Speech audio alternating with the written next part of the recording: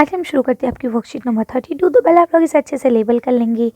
Maths की worksheet है, लिख लेंगे डेट, लिख लेंगे क्लास, सब्जेक्ट, अपना नाम, अपने टीचर का नाम आप लोग लिख लेंगे। आज हम पढ़ेंगे त्रिभुज के गुणों के बारे में। ठीक है, तो लिखिए, यहाँ लिखा है आओ याद करें। तो पहला लिखा है कि त्रिभुज की एक शीर्षक को उसके सम्मुख भुजाओं के मध्य बिंदु से मिलाने वाले खंड को कहते हैं, क्या कहते हैं? तो इसको कहते हैं हम लोग माध्यमिक। ठीक है, इसके आंसर सारे एक लाइन से मैं आपको दिखाऊंगी, फिलहाल आप सिर्फ समझ लें। अगला लिखा है त्रिभुज के एक शीर्षक से उस सम्मुख भुजाओं पर खींचे गए सीधी रेखा को जो लंब होती है उसको हम क्या कहते हैं? तो उसको हम लोग क्या कहते हैं? उसको कहते हैं शीर्ष लंब। ठीक है, इसके बाद लिखा है त्रिभुज की दो भुजाओं की इकाइयों का जो जोड़ होता है, यानी एक तरह से ऐसा ये राइट एंगल है, तो इसका और इसका जो जोड़ होगा वो बड़ी वाली इकाई से क्या होगा, कम या ज़्यादा? तो अगर हम डायरेक्ट जोड़ लें तो वो ज़्यादा होगा। ठीक है, यानी अगर ये 10 है और ये मान लीजिए 6 है और ये 5 है, तो 6 5 11 और ये कितना है 10, तो यानी इन दोनों का जोड़ जो है इससे ज़्यादा निकलेगा। अगला लिखा है कि दो भुजाओं के बीच की जो दूरी है उसका जो अंतर है वो तीसरी भुजाओं से क्या होगा? तो जाहिर सी बात है कम निकलेगा, यानी अगर आप किसी दो भुजाओं का डिफरेंस लेना चाहते हैं तो वो तीसरी से हमेशा कम ही निकलता है। ठीक है, इसके बाद लास्ट में लिखा है पाइथागोरस के जो गुण है वो केवल कौन से त्रिभुज पे होते हैं? जो समभुजा वाला होता है, यानी कि जो 90 डिग्री वाला होता है। ठीक है, जो 90 डिग्री वाला होता है पाइथागोरस सिर्फ उसी पे ही अप्लाई होता है, अदरवाइज पाइथागोरस अप्लाई नहीं होता। ठीक, तो चलिए अब हम लोग इसका आंसर देख लेते हैं। वो आप ऐसे लिखेंगे कि पहले का हो जाएगा मध्य का, दूसरे का हो जाएगा शीर्ष लंब, तीसरे का हो जाएगा ज़्यादा यानी अधिक, चौथे का हो जाएगा छोटा यानी कम, और पांचवे का हो जाएगा समकोण यानी कि 90 डिग्री वाला। ठीक, कर लेंगे। चलिए आगे पढ़ लेते हैं। अब यहाँ आपका लिखा गया है कागज़ की, सेकंड क्वेश्चन लिखा है कागज़ की 21 पट्टियाँ निम्न दिए गए निर्देशों के अनुसार काटिए। ठीक है, अब आपको क्या करना है, दो पट्टियाँ ऐसी काटनी है जो 6 सेंटीमीटर की होंगी, 4 पट्टियाँ 7 सेंटीमीटर की, 6 पट्टियाँ 8 सेंटीमीटर की, 2 पट्टियाँ 9 सेंटीमीटर की, 2 पट्टियाँ 10 सेंटीमीटर की, 1 पट्टी 11 सेंटीमीटर की, 2 पट्टियाँ 15 सेंटीमीटर की और 2 पट्टियाँ 17 सेंटीमीटर की।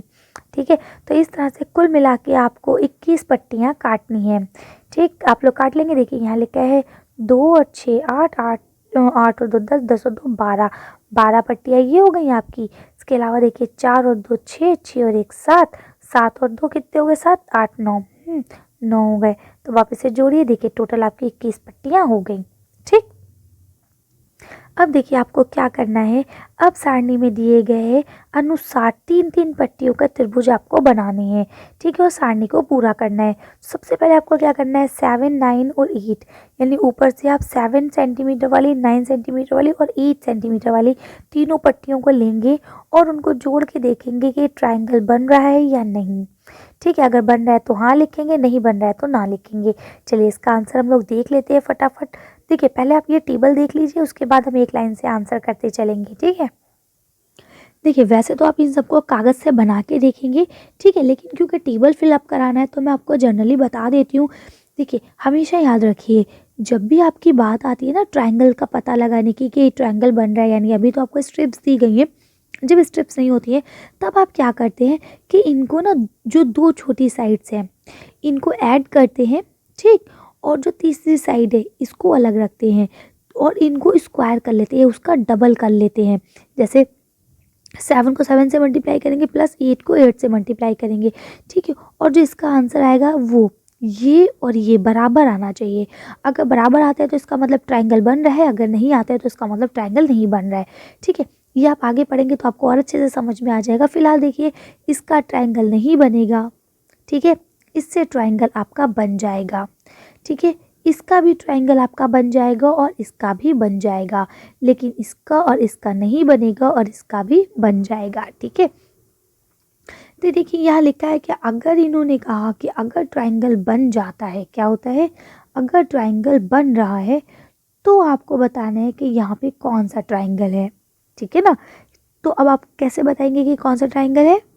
तो देखिए इसमें ट्राइंगल तो बन ही नहीं रहा है, जिसमें आपका ट्राइंगल बन नहीं रहा उसमें तो हम कुछ नहीं लिखेंगे। ठीक है, लेकिन जिसमें ट्राइंगल आपका बनेगा उसमें हमें आंसर देना है। तो इसमें नहीं बन रहा है, इसको छोड़ देंगे। यदि हाँ तो भुजाओं के प्रकार लिखिए, तो यहाँ पे बन ही नहीं रहा त्रिभुज तो हम यहाँ नहीं लिखेंगे। लेकिन अगर आप बात करें तो देखिए यहाँ आपकी तीनों साइड्स अलग अलग हैं। जब ट्राइंगल की तीनों साइड अलग होती हैं तो हम लोग उसे बोलते हैं विषम बाहु। ठीक है, क्या बोलते हैं? विषम। वा में ई की मात्रा, श और मा विषम, बा करंडा, हा में छोटे ऊ की मात्रा। ठीक है, विषम बाहु यानी जिसकी तीनों साइड्स अलग होती हैं। ये भी आपका विषम बाहु है और ये वाला भी आपका विषम बाहु है। ठीक है, जिसमें तीनों साइड्स अलग अलग हैं। अब अगर अगले बात करें तो इसके बाद आप यहाँ इसमें विषम बाहु ही आ जाएगा। ठीक, अब आपकी दूसरा आता है जिसमें दो साइड से एक जैसी हैं। तो दो साइड जिसमें एक होती है और एक साइड अलग होती है उसको हम लोग बोलते हैं समवृत्त। ठीक है, तो इसको हम लोग लिख लेंगे, कैसे लिखेंगे?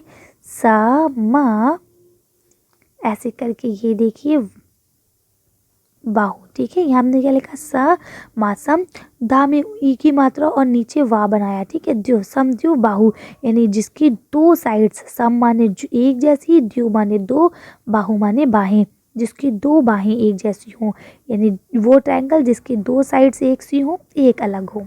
ठीक, अब आगे आपकी बात करते हैं हम नीचे वालों की। तो हमने जान लिया था ये तो बनेगा ही नहीं, और ये वाला आपका हो जाएगा विषम बाहु यानी जिसकी तीनों साइड्स अलग हैं। ये आपका हो जाएगा समवृत्त बाहु यानी कि जिसकी दो साइड्स एक जैसी हैं। और आपको पता है कि ये जो आपका ये वाला है, ये आपका भी आपका विषम बाहु है यानी जिसकी तीनों साइड्स अलग अलग हैं।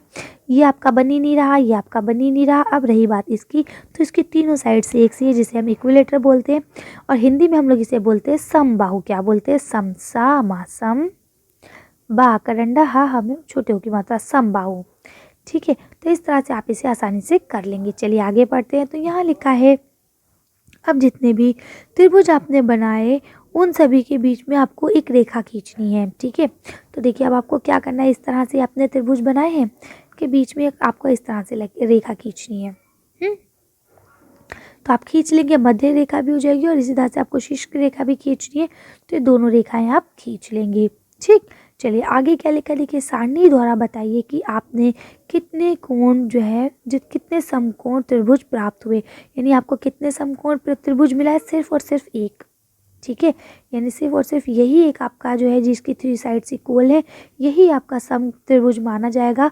ठीक है, क्योंकि इस पर पाइथागोरस की जांच भी लग जाएगी पाइथागोरस से। वैसे अगर आप देखें तो ये सारे जितने भी हमारे त्रिभुज बने हैं, चार के चार, चारों हो सकते हैं आपका पाइथागोरस, लेकिन सम नहीं हो सकते। क्यों? क्योंकि कुछ आइसोसेलेस है, कुछ स्केलेन है। ठीक, तो इस तरह से आप करेंगे, इसका आंसर केवल आप 1 लिख देंगे। चलिए तो आज की वीडियो को हम यही खत्म करते हैं। आज की वर्कशीट में बस इतना है। अगर आपको हमारी वीडियो पसंद आई हो तो प्लीज़ से लाइक और शेयर करें। अगर अभी तक आपने हमारे चैनल को सब्सक्राइब नहीं किया तो प्लीज़ हमारे चैनल को सब्सक्राइब करें। Thank you for watching.